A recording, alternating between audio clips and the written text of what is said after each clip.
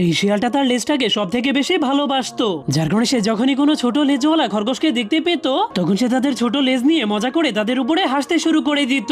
কিন্তু একদিন হঠাৎ করে শিয়ালটার গায়ে একটা বিষাক্ত সুই ঢুকে গেলে শিয়ালটা অজ্ঞান হয়ে যায়। কিন্তু যখনই তার চোখ খুলে তখনই সে দেখতে পায় তার সুন্দর লেজটাকে কে যেন কেটে নিয়ে গিয়েছে, যার কারণে শিয়ালটা সব জায়গাতে তার লেজটাকে খোঁজাখুঁজি করার পরেও কোথাও খুঁজে পাচ্ছিল না। তখনই হঠাৎ করে সে একটা ঘরের মধ্যে তার লেজটাকে দেখতে পেয়ে লুকিয়ে লুকিয়ে সেই ঘরের মধ্যে ঢুকে যায়। কিন্তু যখনই সে অনেক খুশি হয়ে তার লেজটাকে নিতে যাবে তখনই সে দেখতে পায় সেই ঘরের দেয়ালে হাজার হাজার পশু পাখিদের লেজ ঝুলিয়ে রাখা হয়েছে, যা দেখে শিয়ালটা অবাক হয়ে নিজের লেজের জায়গাতে বাঘের লেজ লাগিয়ে হাঁটতে শুরু করে দেয়। কিন্তু এরপর সে যখনই নিজের সব থেকে প্রিয় লেজটাকে লাগিয়ে সেখান থেকে চলে যাবে তখনই হঠাৎ করে আরেকটা বিষাক্ত সুই তার শরীরে ঢুকে গেলে সে আবারও অজ্ঞান হয়ে যায়। এরপর যখনই তার জ্ঞান ফিরে তখন সে তার লেজটাকে তার সামনে ঝুলে থাকতে দেখে আর তার মাথাটাকে দেওয়ালের সঙ্গে আটকে থাকতে দেখে। তখনই সেই খরগোশটা ঘরে এসে যখনই তার ছোট্ট লেজটাকে নিতে যাবে তখন সে ওই শিয়ালটাকে দেখতে পেয়ে তার মনে পড়ে যায় যে সেই শিয়ালটা তার ছোট্ট লেজ নিয়ে কত মজা করত।